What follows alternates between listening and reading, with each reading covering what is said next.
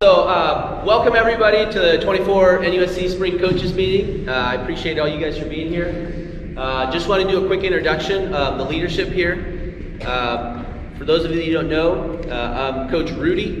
My real name is Brent Henderson, but only my mom calls me that. So I prefer Rudy or Coach Rudy. So if you see me around, please say hey, especially you new coaches. I'm a chatty guy. I love what we got going on at the club, and I want to continue to build relationships with everybody, especially our coaches. I've got your back. That's all you need to know. So if you see me, come out and say hi, say your name, tell me who your kids are, how old they are, where they play, what age groups and whatnot. I wanted to put this picture up here. We'll start at the end down there, the decent looking guy at the end. What's your name, bud? Nick Smock. Nick Smock. And you are what? Vice President. Thank you. Okay, Nick and go ahead. I'm Eric Hilbert. You'll get emails from me a lot, and I'm the technical director. Yeah, Eric's our technical director. Ryan Wybrew, and I handle the website and the facilities. Tom Pappas, newest member of the board. Yeah, Tom's one of our new members. He's our at-large right now. And then not here right now, right here, this beautiful young lady, Kelly Hines. She's our new club president. We just voted her in as president this off-season. And stepping down from the presidency as he's finished his term is now our past president. He still sits on the board. His name is Mark Ambergy. This guy right here, Chris Garlinger, he's our treasurer. And then right here in the front, that took the selfie for us, that's Paige Corbett. She's our social media gal. So a lot of the posts you see online, whether it's Twitter or Facebook or Insta, that's coming from her, and she does a fantastic job. So. Again, I just want to thank all of you. It takes a lot to take time away from your family, from your jobs, to come out here and do this. Our spring season is, roughly 7-ish weeks, and it's a commitment, and I get it. So I just want to tell you guys, you gals, how much we appreciate you for taking the time away from your families to be out here with your kids. And some of you I know have coached don't have kids. You just dedicate your time to the club, and I'm forever grateful for that. And we couldn't do this without you guys. Right? These kids, they need something to get away from, whether it's school or just whatever life is like for them. And I think we've provided a fantastic opportunity, and we couldn't do that if we didn't all come together and take care of these kiddos. So every meeting, I want to make sure that we all think about this and think through why we're here. What are we doing, what we're doing? What is your why? So at the end of the year or throughout the course of the season, if I happen to see and recognize one of you, you may say, hey, or you may catch me, walk up to me like, hey, how you doing, Rick? Why are you out here? I'm great, Rich. Thanks. Great. And why are you out here, Rick? Love my daughter, and I just want her to love me like I do. Yeah, Lucy, fantastic kid. I got the opportunity to coach her for a couple seasons. Love her. And again, guys, we're doing this for these kids. That's our why. I got 3 kids that play. I wouldn't be out here if they didn't want to be doing it, and they decided they love it. They committed years ago, so I went all in, started as a coach, and now here I am. So this is my why. These kids are my why. And you guys are kind of my why too.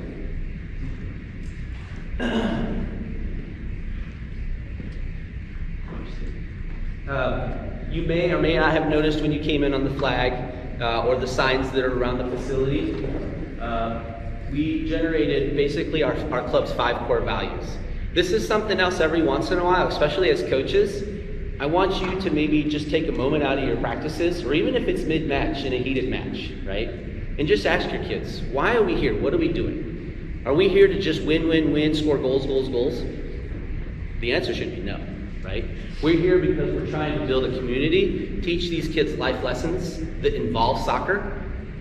We want to talk to them about integrity.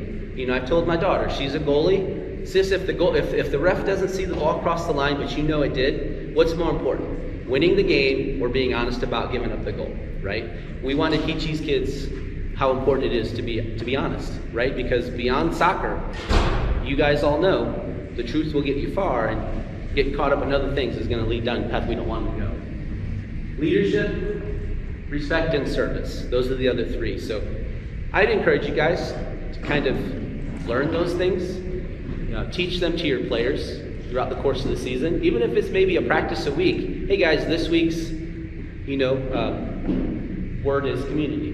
This week's core value that we're going to learn about is integrity, especially with the younger kids. What does that mean to you, right? When you're taking your water break, just kind of go over that stuff with them so we instill it in them at a young age. So as they get older and they start playing academy and they want to, beat an IP team or beat a Tipton team, right? They're learning these concepts at a young age, and we've instilled values in them that'll allow them to do that, but still hold their head up high regardless of the outcome. Dotting the T's and crossing the I's. Yes, that's intentional. I was trying to be funny. So really quickly, I want to make sure that we talk through some of the administrative items with you, coaches. Have all of you that are here today registered to coach with our club through TeamSnap?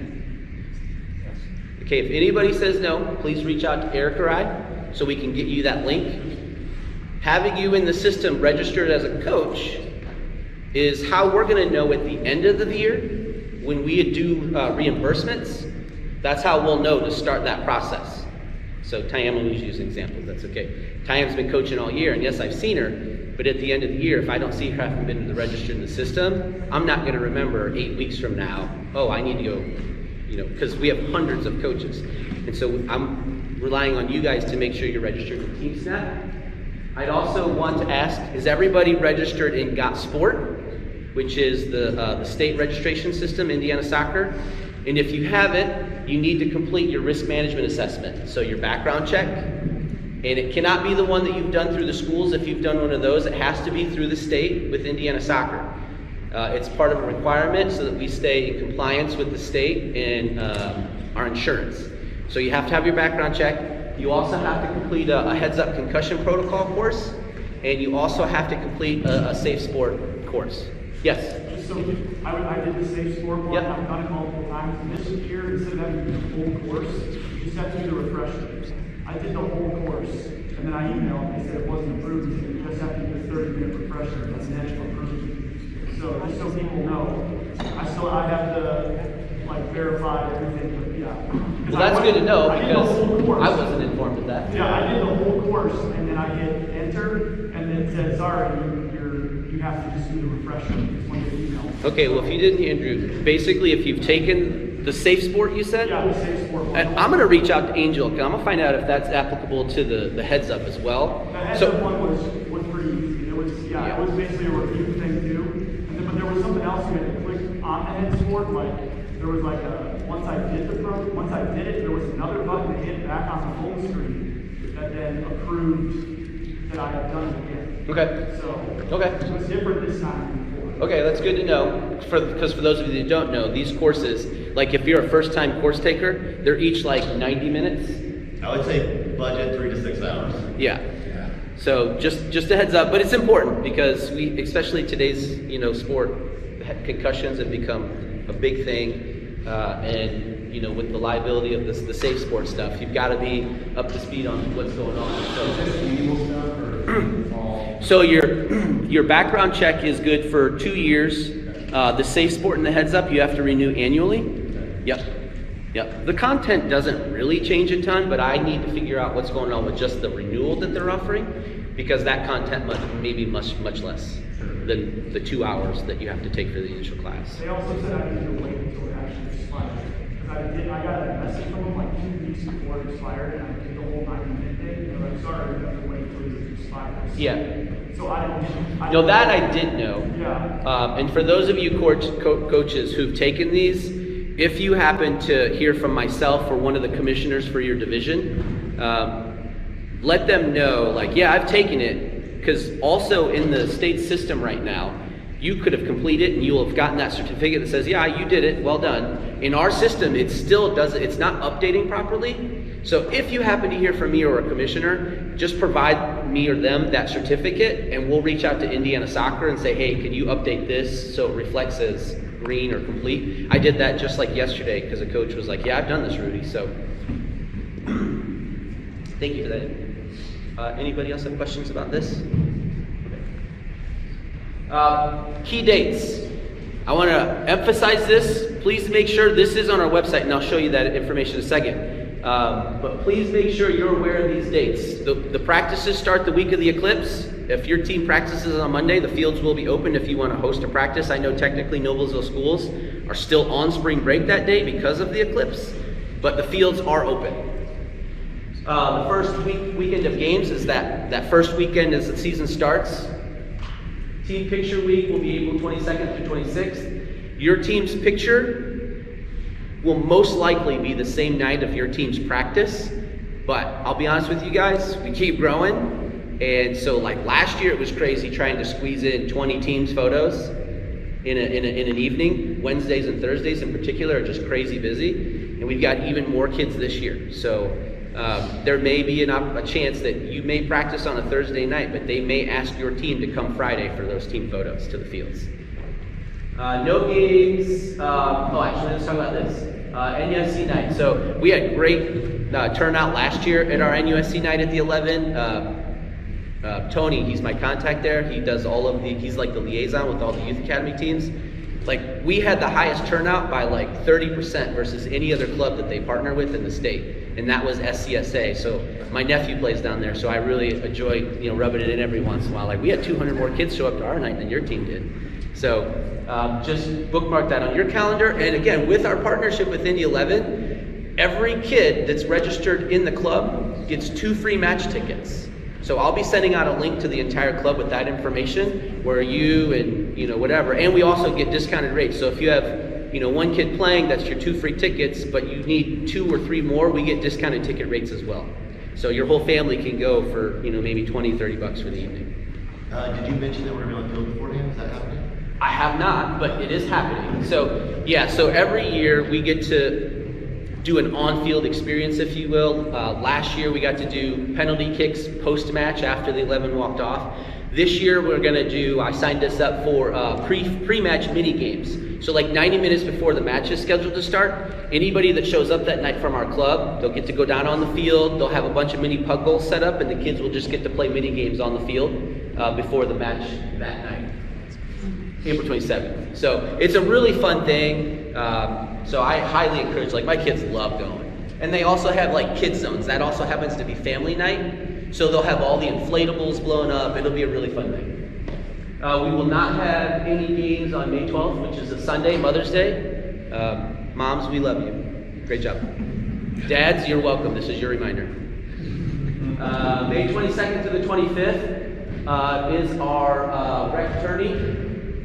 That is the Wednesday, Thursday, Friday going into Memorial Weekend. The plan is Saturday, Memorial Weekend, to be done by noon, so families can have the rest of Saturday afternoon, all of Sunday and Monday off. We had probably 2 or 3 parents or coaches say, why do you guys play the tournament going into Memorial Day weekend? So here's the answer. So we're a huge club. We've got over 1,200 kids now. We have 2 divisions. We have rec, we have rec plus. We can't do both tournaments that last weekend because there's just not enough of us to go around, especially when families have kids playing rec and rec plus. They might have to drive to Noblesville or wherever they might go. So we split it up for our families. We split it up for the sake of leadership. Many of the kids that play in the Academy League are our referees. So if all of the Academy kids are playing in matches the day your rec kids are in their tournament, our referee pool will be severely limited, okay? And also, if we did both tournaments the following weekend, there'd still be a lot of families going anyway. All of our Rec Plus kids have to stick around and they lose their first 2 days of summer because the Academy tournament goes into June. So it's not the most ideal situation to have games going into the Memorial Weekend, but it's the only way we can make it work and still have a 6-7 week season, a regular season, and then still get a tournament in. But we've bumped it ahead, and we did it last season. We started it on a Wednesday night, and we thought it worked out fantastic. And the games went a little later into Saturday, but we're going to adjust for that this year so we can truly be done by lunchtime that Saturday, and families can take off and experience whatever it is they're going to do for the weekend. So just want to make sure that's, we've aired that out and people are aware why we have to do that. We just have so many kids. We can't do 2 tournaments for 1,200 plus kids, plus all of the IP kids in a single weekend. Our facility wouldn't permit that many kids playing at once, the referee pool, and the traffic, right? Many of you guys already know we're like maxed out at traffic. Can you imagine another 500-600 kids trying to drive in on a weekend, right? So The high school tournament will be during the course of the week right after that. Every spring, that's the way it's always been. When I first came on, I was like, why do we do this? And the answer is very, well, there's, graduations coming up at the end of the year and the weekends with all the graduation parties and all that stuff. Those high school kids are just way overcommitted on the weekends. So they have their tournament during the course of the week. It's going to be a Tuesday, Wednesday, Thursday. But just a reminder, the fall, they still do it at the end of the year like everyone else. And Justin, you're one of the high school coaches, so I'll mention it. But in the spring, high school teams play their Rec Plus tournament Tuesday, Wednesday, Thursday in the middle of the week, between the Rec tournament and the Rec Plus tournament. And then May 31st through June 2nd is the Academy Division's Rec Plus tournament. So those games will be held at our facility and IP's facilities. Lots of travel there. We do have 2 camps this summer in partnership with Indy 11. June 17th to the 20th will be the standard summer camp like the 2 we offered last year. And the camp in July is actually going to be an Indy 11 elite camp. So for some of the older kids, some of the more advanced skill sets, they're going to be working on bigger concepts, more technical, more tactical. So the first camp is just, you learn, you have a lot of fun. The second camp is a lot of more advanced, high-level stuff. Any questions about that before I move on?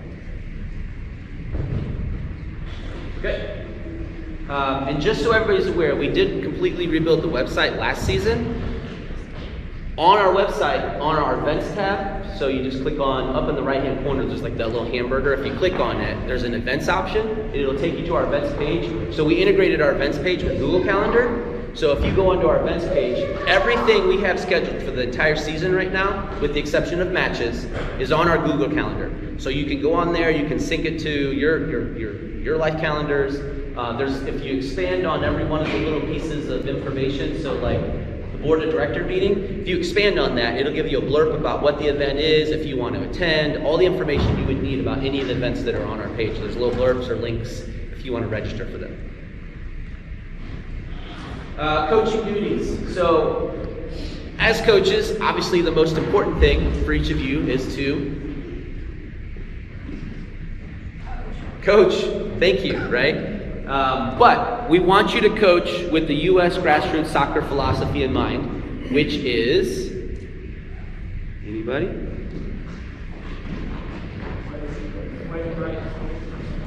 Yeah, play, practice, play, right? So that's how you want to break your practices down. But you want as many game-like situations built into your practices as possible.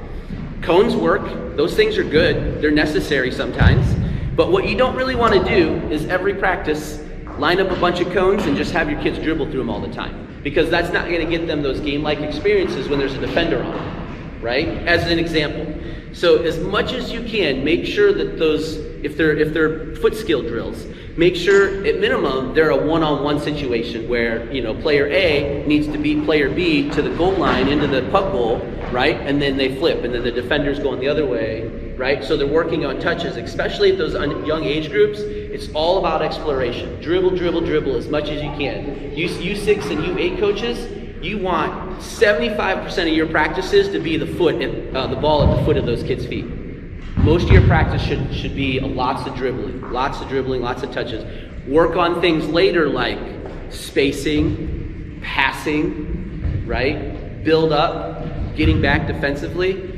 No one kid should play a single position all year, right? You don't want to stick a kid on defense. They may be really good at it, but at this age, yeah, they're really good at defense right now, but what if 5 years from now, that kid is projected to be a starting striker for the high school?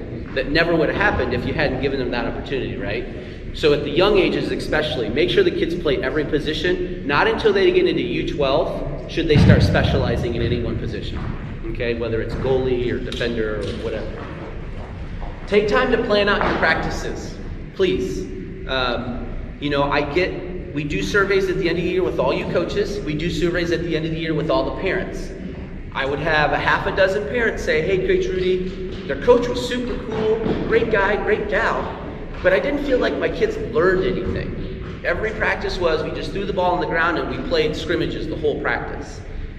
And while that's good and it's fun because they're playing a lot of live soccer, there still needs to be some things built into their practices so that parents can walk away and say, oh, my kids learned this set piece this week. They learned how to take a corner kick. Or my U6s learned how to build up from the back because coach taught them what a goal kick was. We learned the diamond formation. We play wide away from the goal, and then we build up. So make sure you're taking time to build out your practices. Even if it's just 15 minutes, it could make a world of difference for your team and the growth over the course of the season. On our webpage, we created a tab. If you go to the hamburger, that's what I call it, the hamburger. There's a resources page. 2 years ago, and I updated it last year, we built out coaching guidebooks for every age group. So if you go to noblesvilleunited.com resources, coaching guidebooks, I built 12-week lesson plans for every age group. So if you're a U6 coach and this is just something you wanted to do because your little kid's playing soccer for the first time and you have no idea, you've never played soccer before, you've never coached before, that's totally fine. Use the resources we've given you. Go into the website, look at the guidebooks. There's 12 weeks of practice plans scheduled out for you. Talks about formations, talks about play, practice, play methodology. Everything as a coach, especially in the beginning, what you should be doing. Now, all that said, it's one thing to have those resources available to you, but it's more important to be able to communicate with one another, use your fellow coaches and the leadership team as resources. I started when my oldest daughter was in U8, and it was like, man, like I feel like I need a lot of help. I didn't have an assistant. I didn't, know really any of the leadership team. I just felt like out on an island. And we don't want you guys to feel that way. We want you guys to feel like, oh man, I really don't know how to teach this concept, or I really need help. Please reach out to your commissioner, to somebody on the leadership board. Yes. Another coach. I mean, your coaches are going to be your best friends. Yeah, you want to beat them on the weekend, but Monday through Friday, you want to use each other as much as possible as resources and say, hey, what worked for you? What didn't work for you? And we're also going to have bi-weekly Zoom meetings, which I'll talk about later in the presentation, for people that just really need to vent or just say, hey, conceptually, this is not working for me. What can I do? Communicate. You guys as parents, have your kids ever played anything or done anything outside of soccer, like another sport or an event at a school? Raise your hand if they have, please. How important was it for you as a parent to know what was going on? Right? Like, when's my kid play? Or what jersey should they be wearing today? Or where is the match at? What field number? You've been on the other side. You don't want to be that coach that the chatter on the other end is, what is going on with our coach? Right? Be super proactive about it. Like I said, we have tons of resources online and in person. Reach out if you need help. I will be your guy. Your commissioners will be your guy or girl. We want to help you. So over communicate. I would rather have parents fill out that form at the end of the year and be like, Rudy, like Darren would not stop with the emails. Well, love you, Darren. Well, would you rather he had not emailed you all season and you're like on the team thread? What field do we play on? Right? So over communicate if you have to. And the most important thing, and I did this backwards, and it's listed as one, even though it's the third thing I showed you, have fun, right? Coming out to the soccer fields, it could be the best part of the week for these kids.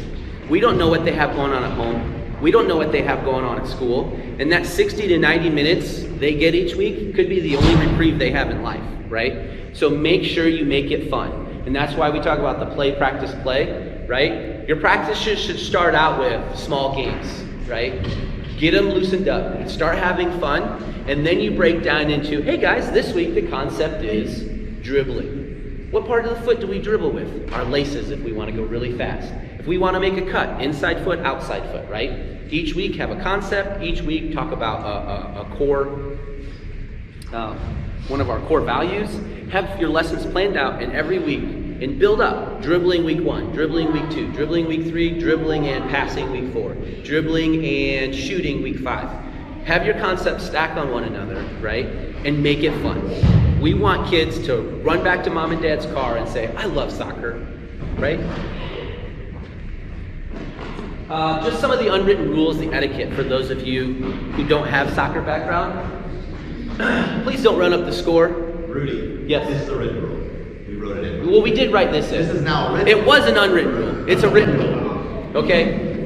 It only takes one kid to change the entire outcome of the match, right? I'll tell you what. I thought I had a pretty good boys 12 team last year. We moved on in the tournament. We made it to the final tournament. The team we were playing pulled down an Elite One travel player. He scored 4 bangers on us. So nobody on my team, including my best player, was going to stop. And it is what it is. I was upset about it because he shouldn't have been playing, but it is what it is, right? Don't run up the score, right? You and the coach make sure you're on the same page because, again, maybe your kids have been on the receiving end of that. What does that do to your players? It's no fun, right? It's demoralizing. They don't want to play soccer, right? We don't want to go down that route, right? We've done, yes, Casey? Does that apply, like the younger kids, they don't technically keep score? So the under kids, we don't keep score. That's a great question. No, we don't keep score, but they keep score.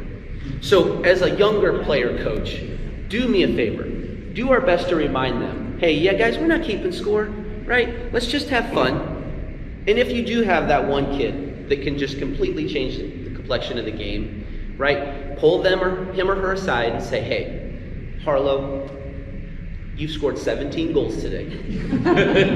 Okay? Let's work on your distribution. I'm going to play you in the back, and I want to see how many assists you can generate for the rest of this match, right? And this kid may be like, but coach, I want to score. My mom said I get a pink drink if I score 20 goals. I don't care what mom says. God love mom, right? But that's not what we're about, right? So we don't keep score. Casey, great question. The little kids are going to do what they're going to do, but we as the adults have to make the adjustment there. Pull those kids aside, because what I don't want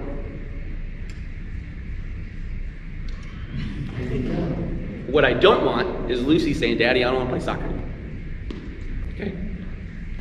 Daniel? I Steven? wanted to add to that because I all, for 5 years, I've coached U6 and UK. That one kid who's really good, what I do during practice is say to them, you got to pass the ball 3 times before you score. Because you'll know after the first game or the first practice if you got that kid. If you do it in practice and they get to the games, they'll come back and say, doesn't count, like we passed it 3 times. That's what always helps. Because I know you last year, he was phenomenal. Yeah, thank you, Steven. Passed 5 times. Yeah, there's all kinds of concepts. And if again, one of the biggest things we're really working on, and we'll expand on this part of the conversation a little bit, is the balance of rosters, right? We've made little improvements every season. I know we're getting better at it, and we'll keep doing what we can to get better at it. But if your team is just really good because mom and dad, through their lens, said, my kid's medium athletic, he's medium sized, and then you come out and you got Lionel Messi 2.0, and mom and dad didn't know.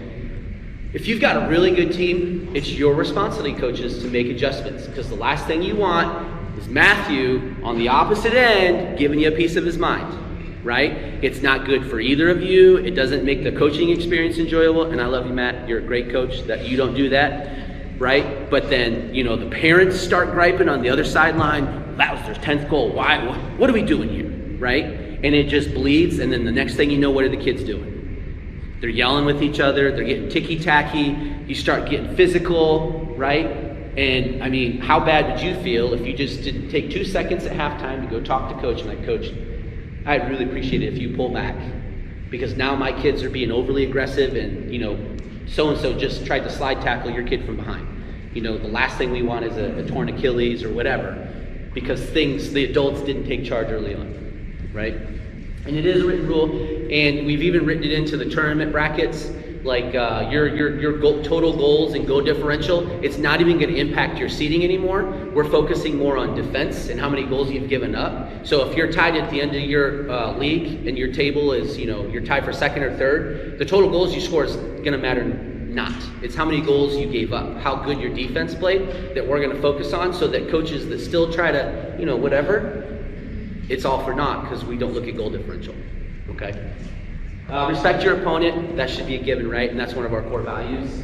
Look sharp. So coaches, for you new coaches, every coach is getting a coaching shirt.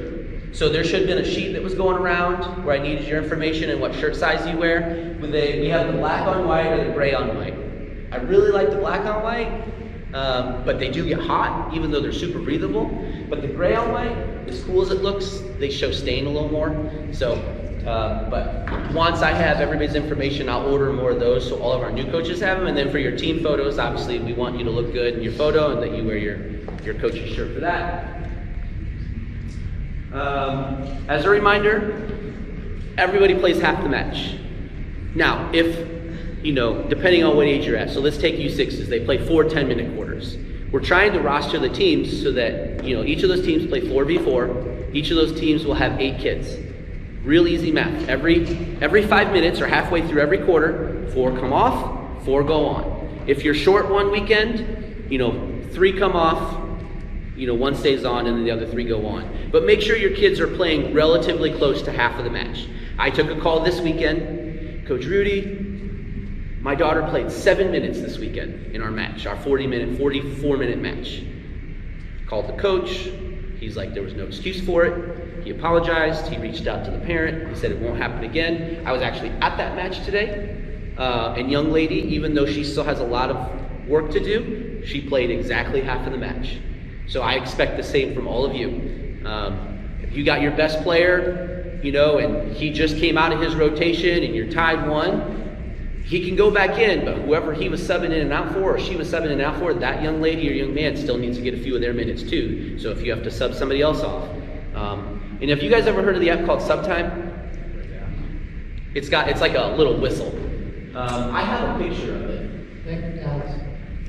But it's a fantastic app. It helps you literally track all of your players' time on the pitch. You can move them around, so you can see Anna's moving from striker to we need her at midfielder for a rotation, and it keeps track of how much time all your players are playing. I highly recommend it. And since we're trying to get a minimum 2, but potentially up to 3 coaches on every roster, somebody can be that person. Jason Peters, God love him, he helps Eric and I coach our 15 girls. He's got that app open every match. He's like, hey, Coach Rudy, Malia's needs to come out, right? So we take her out. She's a great player, but she has to come out, right? Don't publicly criticize.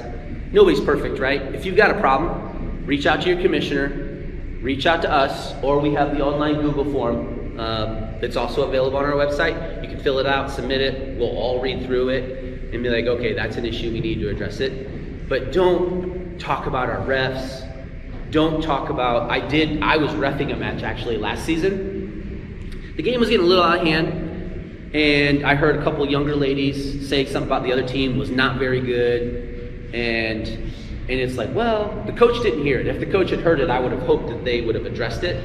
But just set a great example. Like, the other team might be bad, the other team might be good, the referee may be really good, the referee may be terrible, the coach he or she may not be doing their job. But let's not start the negativity by publicly criticizing. Trust me, I know. Hold it in, right? And then reach out to your leadership team or your commissioners.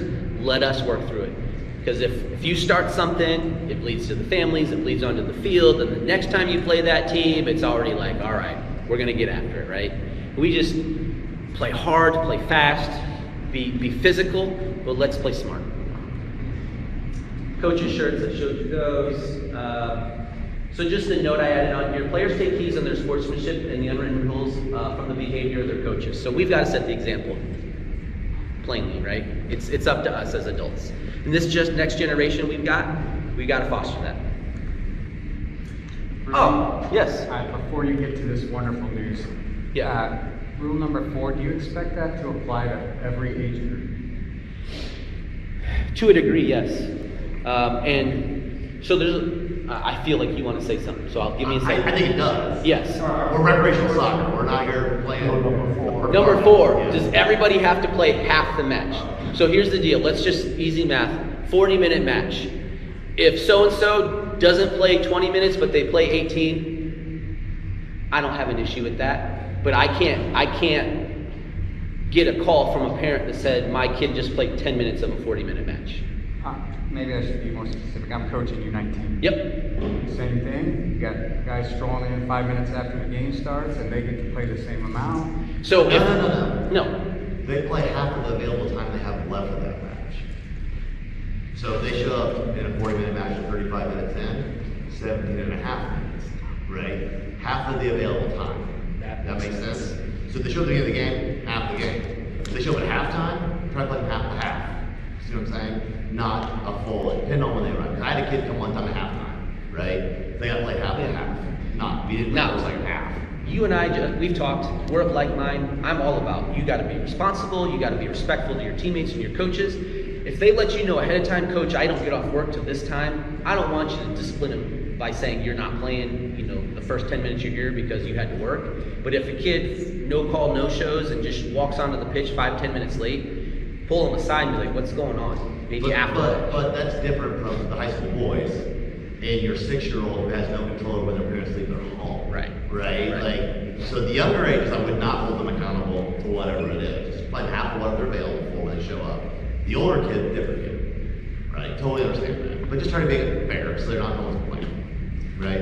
I think we just don't want you to complain. That's fair. I mean, don't make it a problem for us. Yeah. Yeah, Matthew? One thing that I've done is I do boys U12 is some of them will ask to be pulled from a match. Like for instance, I have one who is asthmatic class. Yeah. Sure.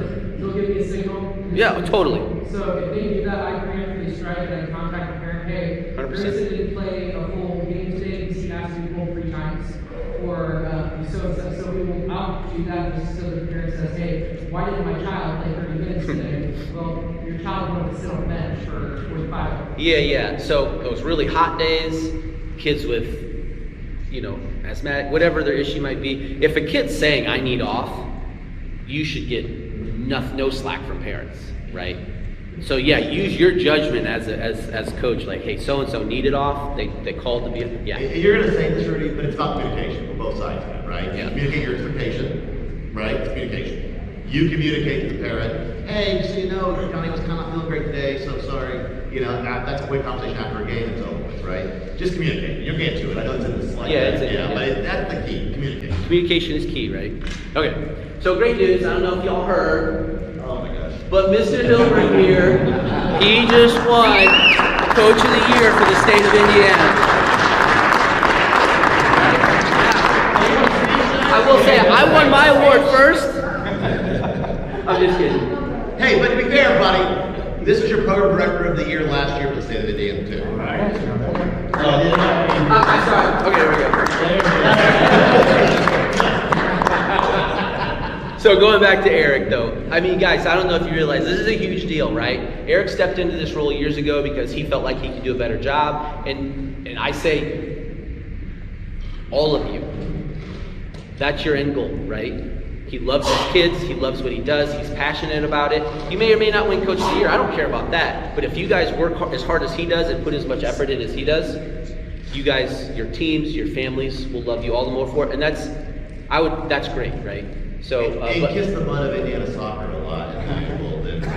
Yeah, I mean, run a lot of referee clinics for we've put a lot of work in the last 2 years, and so And it shows. but yeah, that a little bit of butt kissery helps every once in a while, right? But yeah, huge honor, the whole state of Indiana, guys, Coach of the Year, and that's a good picture too.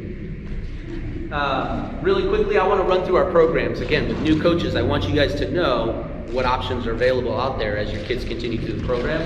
So we do have 2 levels of soccer. We have rec soccer, which, as it says, it devotes itself to learning the game, the concepts, and just having a lot of fun.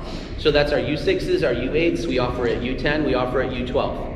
Starting at U10, we offer what we call Rec Plus soccer, our academy soccer, right? And so what that is for those kids that it's obvious to you maybe as a coach or a parent that their skill set is much higher than 90% of their peers, right? I want you as coaches to make sure at the younger ages especially, you're identifying those kids and making sure that I'm aware. Because our rec program is huge, our Rec Plus program is growing, and for these kids who want to take that next step to be challenged and get better, that's the next step for them, okay? And so that starts at U10, it goes through U12, 14, 15, 16, 19, all the way through high school, and then we have an adult league once they've finished their careers as youth. So I wanted to make sure you guys are aware we have that. Starting new this year, we've built a commissioner program, and I see a couple of them here. If you're a commissioner, will you please stand up for me? Come on now. So you got Stephen Cushion, Jason Spalding, Sarah, Cayenne, Natalie, I know, and Mia, right? So you've got 6 of your current 8 commissioners here. So they're going to serve as the overlay between me and leadership with your teams. Each one of them is going to be assigned, you guys can sit down, thank you. Each one of them is going to be assigned to a specific division. So Stephen is girls U6. I just let Jason know he's going to be boys 14s and girls 15s, okay? So every one of you are going to have a commissioner that's overseeing all of the teams within your division, so that if you have something you need to make address, you're going to reach out to them, let them know. If you have an issue with your player roster, your schedule, you're going to reach out to them. If you need help or feedback with something, you're going to reach out to them. And each one of them, just so you're aware, they'll be working with a board member. So and this is just kind of to make sure that they're protected too. You know, if whatever team in boys 10s is just phenomenal, right? And you go back to, I don't remember who the boys 10 is right now. If you go back and you're like, what did you do with these rosters? Well, either me or somebody else on the board, we signed off on that. Now, for the spring, it's going to be easy because we're just rebuilding the puzzle that we created in fall. Teams start together in the fall. Anybody that comes back goes back together in the spring, and then we just fill in the pieces for players that don't return with new players. But starting in the fall, commissioners will be rostering from scratch. And that's a really good thing for many reasons. One, because I don't have to be up till 4 in the morning, and none of us have to be up till 4 in the morning 5 days in a row before the season starts to make sure rosters are done. They're going to be able to spend more time focused just on the division in your age group to help with that balance, to make sure that, you know, these 5 kids are all equal, and then here's an athlete, here's an athlete, here's an athlete. Well, the team that finished at the bottom of the table is going to get what looks like on paper the best available player, right? So we're going to work really hard, because that really was the #1 complaint from coaches and parents: balance. And sometimes, again, through the parents' lens, we don't know how good that kid really is.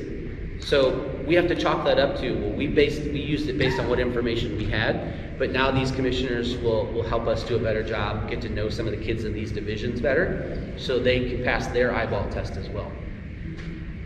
So I have 3 slides talking about this. We are going to continue to expand on that program because there's more divisions that aren't covered. So this is just kind of like what what we're looking for in someone that's interested in this position. This slide here talks about what their responsibilities are. They will help with rosters, building rosters. They're going to help with communication for each of the teams within their division. They're going to work and help us with recruiting new coaches. If we know coach from Team Dynamo isn't coming back from fall to spring, they know that they're going to try to help the parents that are on that team step into that coaching role. So that way we can be more thorough, right? And again, it's just not just a couple of us trying to take on all of that workload. And they're going to help with the disciplinary issues, right? Report them to me. We'll all have a conversation. We'll figure something out, and then we'll work it out from there. And then this last page here is just what the compensation will be. So if you're a commissioner in a league, whatever division, whatever, your child, what? We're reading ahead of it. Yeah, sorry. So you get 1 free child or adult, right? Like if you don't have kids in the club, but you want to do it, you can do it. And then like you play adult league, we let you play adult league for free. So you'll have 1 kid or yourself can play 1 season of soccer for free. You'll also get some swag. So we're getting all the coaches Adidas polos that have commissioner embroidered on them, so they'll be easily identifiable on the pitch at the fields. And they also have hats coming. And then most importantly, you'll be on my good side. Okay? That's most important, right? I mean, as far as I'm concerned. Now, don't get me wrong. If you guys, I see some people wearing the swag. Have you guys been to our new swag store, soccer.com? It's pretty cool. There's some nice stuff. I'm just going to say it. There's some nice stuff. Yeah, Rick? So I've been checking it fairly regularly for the last 12 months, and I missed out on any of my sweatshirts and stuff like that. Yep. Does it just cycle through? Do they talk to you guys at all? Soccer.com? Yep. Yeah. I have like a quarterly check-in scheduled minimum, but like every once in a while, so for example here, like these are the Tira 23 raincoats. So 23's over, so they're gonna start putting the 24 inventory in the shop. So yeah, we talk regularly, but there's still some really cool stuff from seasons past, and I'm like, can you please leave that in until you guys are just sold out? And so they will. But yeah, visit our teen shop. It's fantastic. And every time you guys buy something, the club gets kickback, and we invest all of that money right back into the club. Like those coaching shirts. Like the coaches shirts you're gonna get, yeah. Referee program, this isn't new, but I still want to talk about it because we have new coaches. So in the last 2 years, and my numbers may be off a few here, but in the last 2 years, we've certified over 200 new small-sided referees. For those of you that have maybe been around for the last 3, 4, 5 years, there were seasons, and some of you can attest to this, where maybe half of our matches would have referees. Can you imagine the frustration as a coach going out and say, all right, coach, you want to do that half, I'll do this half, and then, try to be impartial, right? So huge kudos to the staff and the board of the club and Indiana Soccer, George Perry, Steve Franklin, in working with us. We've had, I think, 6 or 7 small-sided classes we've hosted. We did 5 or 6 last year alone. Yeah. Alone. Yeah. So we've probably done 8 to 10, maybe 10 across the last 2 years. So we got another one coming up next weekend. Yeah. And just as a reminder for maybe those that didn't know, youth sports, whether it's referees or umpires, years ago was in a bad situation. Like shortages by the thousands, right? Why do you think that was? Lonnie, why was that? What'd you do, Lonnie? What'd you do, Lonnie? What? I'll call them parents. Parents. I love my parents, but I'll tell you what, you guys can be buttheads sometimes. The way that you yell at these kids, and some of them, 12 years old. They've lowered the age limit to 12 for referees because we chase so many off. So like my daughter, for example, she's 13 now and she's been reffing for a year. Now she won't put up with it. She'll card you faster than you can get a sip of your coffee, right? Yeah. But we, again, have to set the example. A lot of these kids, especially at the younger age groups, you're going to have 12, 13-year-old kids reffing your matches. They're learning. Are you perfect? Yes. Except for Dallas, are you guys perfect? They're not perfect, and they're still learning the game. So let's do everything we can to encourage them. They're going to make bad calls. Heck, I make bad calls. Eric even makes bad calls every once in a while. Yes? He'll want to start with the small side, and we actually have another one coming up. What's the date? Today's the 10th. Today's the 11th? 10th. It's 1 week from today. 1 week from today, we're hosting another class. Yeah, the one on the right is a black badge class for a full-sided referee. He's going to want to take the one on the left over here. So if you visit our website, the Google Calendar on our events page, it has the date, the time, and the registration link. It's $30. And if your kids have refed for the club yet, I think we pay 20 or 25 for ARs a match. And then if you work up to like a U12 center, it's like 30 or 35 bucks, $30 a match. If your kid does 3 or 4 matches in a day, they can walk out of there with over $100. It's good money, right? Yes. Question, how do the refs currently get feedback on how they've done a match? That's a great, what's your name? What the next slide shows. What is your name? Jesse. Jesse? That's a great question, Jesse. Let me go to the next slide. So, because parents can't be buttheads, I think I've said that already. We decided last year we need somebody that's kind of out there as like a field marshal, if you will, or a RAM is what we call them. We call them a referee assigner / mentor. So because these kids are young, they're still learning the game, they're still learning the rules of soccer, we wanted to bring somebody on board that would go from field to field, watch these kids ref, take notes, give them feedback and say, hey, the goalie asked for 10 seconds so their team could set up a wall, you didn't even acknowledge them, right?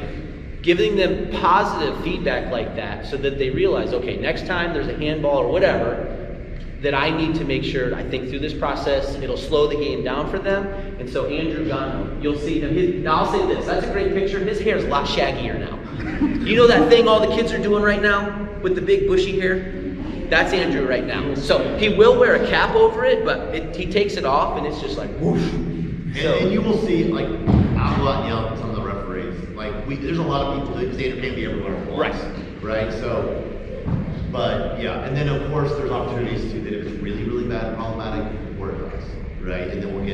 but we try to help them and encourage them. We had a referee last year, kind of go switch the Yeah, go ahead. We had a referee last year, she came to me and she was really upset. She was like, I'm not a good rep. And the answer is you're not a good rep yet, right? You just made a whole bunch of mistakes, you had a bad game, that absolutely was awful, right? You're not a good referee yet. Let's grow from that experience and let's learn. So we try to help encourage them so that in a year or two, they become a pretty solid rep. And then we can start the cycle again now with some people who know what's going on. And then what ends up happening is the older referees start to help the younger referees, right? It's a whole cycle, a whole bunch of people are involved. But we're only in like year 1.5 of the program. Yeah. So hopefully eventually we'll get to the point where it's like, hey, the 15, 16-year-old's helping the 12, as well as having someone around to Yeah, help. and we foster that. So let me finish this and I'll let you go. So we foster that. And so at our club, we have, it's our boardroom, but on the weekends, it's our ref room.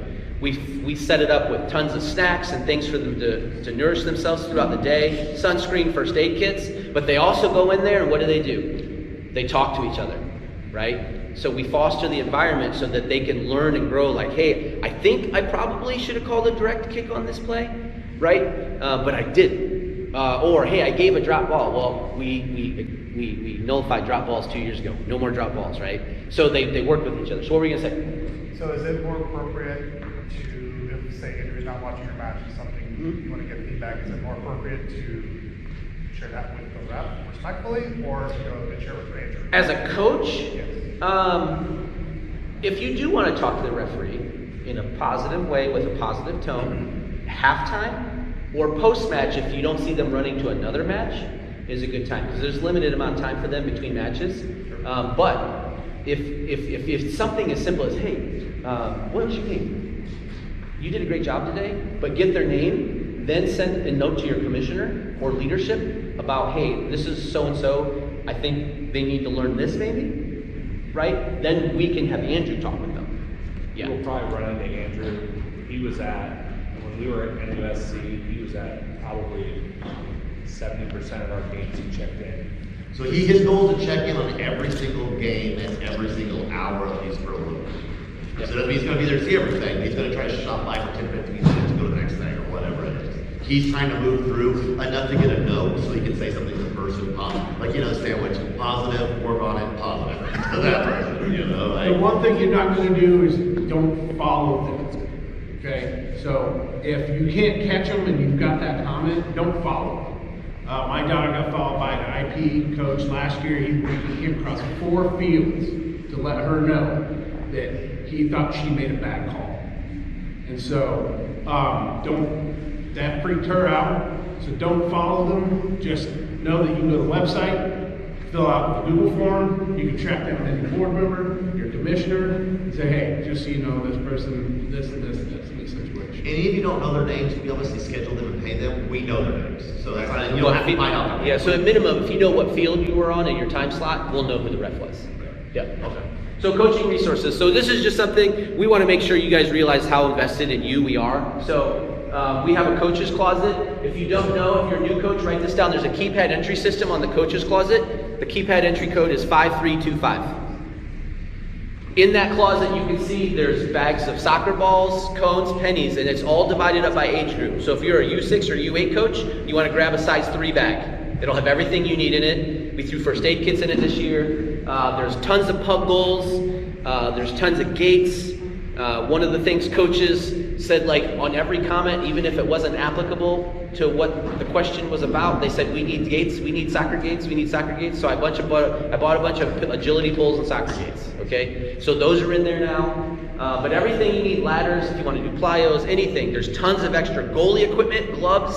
So if you have a kid show up without gloves, run into the closet, grab some gloves, just make sure you put them back. So real quick on the numbers there, we have 9 size 3 bags for you. We don't have enough equipment to ever have something, so take it and bring it back in your practice. There's only 9 of those bags. There's 12. I got 12. And then we have the size 4 bags, so that's going to be U12s and U10s. We've got 6 bags, and the higher up kids got 5. We don't need as many of those. So there's at least 20 cones in each of those, and then you have basically enough pennies for half your team to wear them at each level of play. Yep. Okay. And if you find that we need or lacking, shoot me an email. I have a budget. Nick will attest. I like to spend money. So let me know if there's something you need. Send the commissioner. Or the commissioner. Yeah. There's 13 U6 classes. What do you say? Do 13 now? Okay, we got 13. Okay. It says 12 on the paper from yesterday. I have my phone. This is from our website, our coaching resources page. Bring that back. This is where you're going to find all the guidebooks I was referencing. There's also tons of like video tutorials. Like if you're a higher level team and your kids are like, Coach, how do I do a proif? There's videos, how-to videos on there. Just all kinds of stuff to use as resources. There's also resources if you want to expand on your coaching education. As a reminder, we pay for you guys to take these classes. You invest your time, we'll invest our money, pay for you to get a 7v7 grassroots, right? And then on top of that, we pay for the class, but then we're also going to reimburse you more money because you took the time out of your day to do that. So we have a coaching tier system. Here's the Subtime app I was talking about. It looks like a whistle.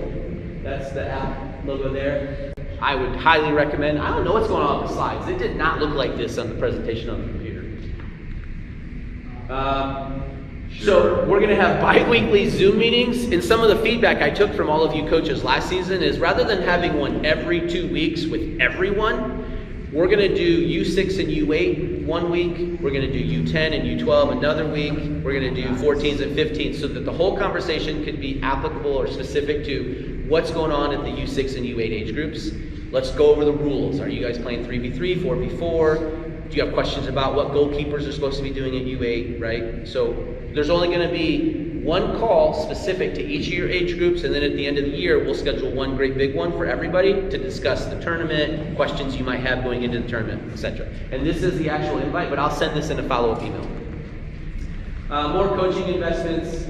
So this is the coaching tier program we started. So if you, at minimum, take your heads up certification, your safe sport, and get your background check, we're going to reimburse you $25. You're a tier 1 coach.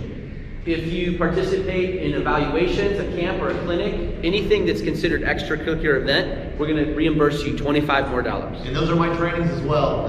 Coach Eric's trainings, he had one yesterday. Yeah. If you take a grassroots course, the $50 on there is because the class is $25, and then because you took time out of your day to get that certification, we're going to give you another $25. So at this point, we've paid $25 for the class, and we've reimbursed you $75 of your child's registration fee as a coach just for doing these things. Now, if you want to go beyond that, grassroots ski licenses, that's a very lengthy, like hundreds of hours. It's 100 hours. Okay, 100 hours. We'll pay for you to take the course, which is expensive, but then we'll also give you more money. It's not. It's $25. That's why we're doing it. Oh, I'm thinking the C license. My bad. The one that's 1,000. And then if you're an academy coach, if you attend at least 80% of the academy trainings, another $25. So the potential here for just doing a little extra, you can get upwards of $125 to $150 back on your kids' registrations as a coach. That's the program. If you don't have kids, we have coaches who don't have kids. I just say, hey, shoot me, 3 or 4 things, $100 in value that you like off our swag store, and I'll buy you swag.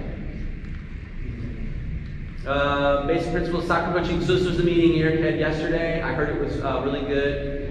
Yeah, that's old. It's old, but I had already built it in, so I left it in. This is talking about the grassroots courses and licenses that we're willing to invest in. If you guys take the time, we'll pay for you to get them. We're hosting one of these is it the end of the month?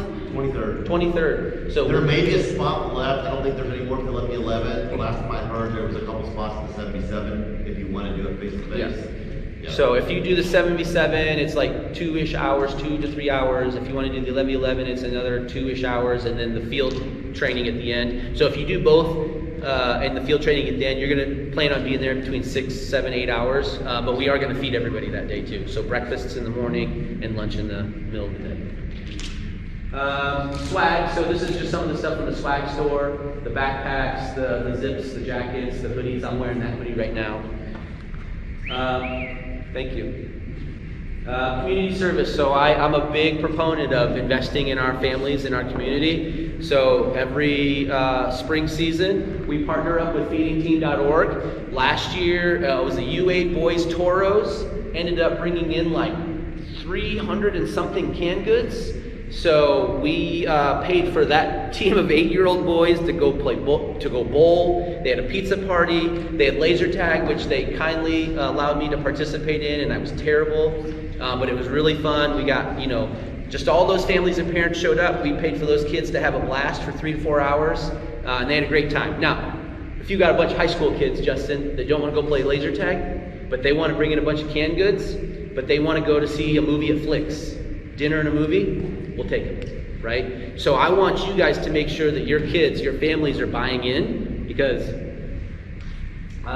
there's just a lot going on, even in this bubble of Hamilton County. There's a lot of people that can't eat, that can't afford to eat. Life's expensive right now, right? We all know that. So I will make an announcement, but it's a canned food drive. It's going to go like 4 to 5 weeks. Whatever team brings in the most canned goods, we're going to pay for them to have a good time somewhere appropriate. So what's next? I don't know why that's doing that. So over the course of registration closes tonight. Once registration closes, we're going to download all of the player data. I'm going to parse through it, me and the rest of the board. We're going to sync up with the commissioners, make sure that we're all in alignment with what commissioners we've assigned to what division. The commissioners will then begin working through their assignments, i.e. building rosters. In the meantime, we will work on building the schedule. We've asked commissioners to have everything roster-wise back to us by the, what did I say? 20th. So March 20th. And then we'll take 2 to 3 to 4 days going into that first weekend of spring break to say, yeah, this is good, this checks out, we're good with this, sign off on it, and then we'll start uploading everything. And so the goal is that first week of spring break, you guys will have your rosters, you'll be able to start reaching out to your families, and that'll give you at least 2 weeks before families come back from spring break, before the season started, for you guys to send out your messages to say, hey, here's our practice night as a reminder. If you guys, the fields are open, lines aren't painted, they won't be till week 1, but the goals are all out. So if you want to get your kids out there early and have an unofficial practice, by all means, I would just ask respectfully, minimize usage within the penalty boxes, particularly the goalie boxes. We don't want those tore up before the season even starts. So get what? Plus we okay, thank you. Yeah, I forgot about that. We put a bunch of new seed down in those areas anyway. Lines aren't painted yet. Yeah, I said, yeah, they won't be till week 1. Get a bunch of puck goals out of the coaching closet, set up mini games, whatever you want to do, but you're welcome to get out there and play. Can I add something real quick? Please. I don't know what it is. What was it? I don't know, but if you think about it, interrupt me. Yes, Justin. Sorry if I missed this, but when will we find out what the coaching pairings are? So that's also part of this process. So that'll be within the next, we'll let them kind of download and start putting rosters. Because I know for a fact we have like 120 something coaches. We'll see. But some of them registered I'm a U6 coach, but I also want to be a U10 coach, and they registered twice. So we don't, yeah. So it's going to take us a minute to download that information and determine, okay, a coach from this team is not returning, but this coach signed up and his kid can go on that team, so that team has a coach. So it's going to take us every bit of 2 weeks as well to figure out putting that puzzle back together. But you'll know, because when you get the Team Snap invite, if you guys don't have Team Snap mobile, I highly encourage you, you'll get an email inviting you to join your team. And at that point, you'll see your roster, you'll see who your fellow coaches are, and it'll have their information, email, phone number. And it's at that point that you'll want to reach out to one another. So we should have an invite to Team Snap yet until that No. happens? Okay. Not until the rosters are made and coaches have been assigned will you get an email. Please be mindful in constantly checking your spam or junk folders. Okay? Sometimes these invites go there and people don't realize it. So we want to make sure you guys are aware to be checking those folders. Right, I got it. So I want to mention something about Team Snap real quick for the returning coaches. In years past, you guys should have put games in your schedule and sometimes your practices. We upgraded our Team Snap over the winter, so some of the hiccup we're talking about, like coaching and things, us learning this new system like Team Snap. But we believe that we're going to be able to put in your practice times and your games at the recreational level. At Rec Plus, that stuff is done through IP. They sell your games, so we still won't have any way to do that. We can maybe do it for you, but we might still ask those coaches to handle themselves. But at the rec level, we should be able to put all your games in, and you should be able to track. I believe we'll be able to make it so that you can track your team's results in Team Snap. So there won't be going to GotSport to go look at scores and stuff. We think it's all going to be in Team Snap for the recreational coaches. Yeah, you'll really only be able to need to use the Team Snap app. So that's going to be, we think, an improvement and just kind of consolidate that down. Why is it doing it? I promise you. I'm a thorough guy. It did not look like Once this. you get your team assigned to you, if you guys can, within the first day or two, try to reach out to the entire team and let them know.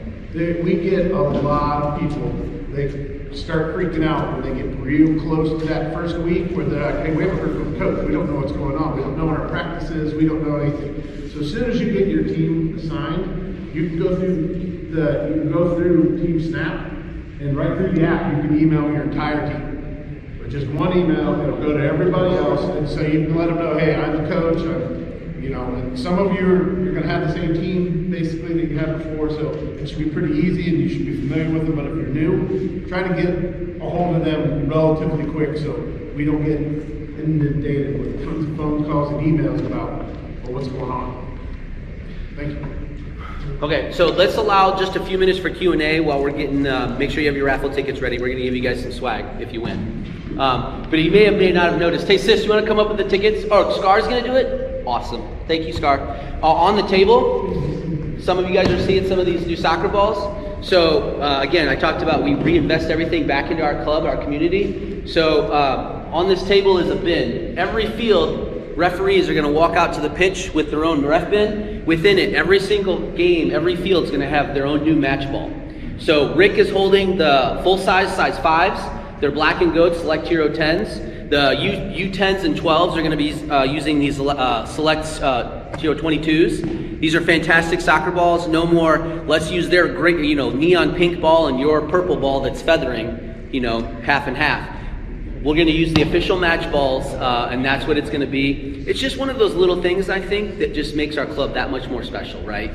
And like I said, every bin will have what's assigned to the field. Referees are also going to have a first aid kit, whistles, extra flags, a ball pump. So we'll provide one for both teams if the ball needs pumped up. There's a referee cheat sheet in there for the referees, especially the new ones. And then we also there's a pennies, 2 pennies. So there's you eat a penny for a goalkeeper. They're sitting in there. Just take it off, put it back in. And then what was the last thing? Oh, we bought new benches for the referees. So if your kid's a ref, they're not going to be sitting on the ground anymore. You'll see little 6-foot silver benches sitting between the 2 team benches that they can kind of plop down on and not have to be down on the ground. Oh yeah, I totally forgot. Have you guys seen our new corner flags?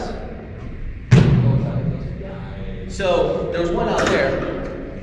So we again dumping everything we take in back into the club. So we had these corner flags custom made with our new logo on them. And they're springy at the bottom, so if kids go hard into the corner on a play, the pole is going to bend with the kid, and they're not going to get hurt. Now, I've seen some kids stick them in the ground, and they kids like, what's the little stoppers on the door we played with as kids?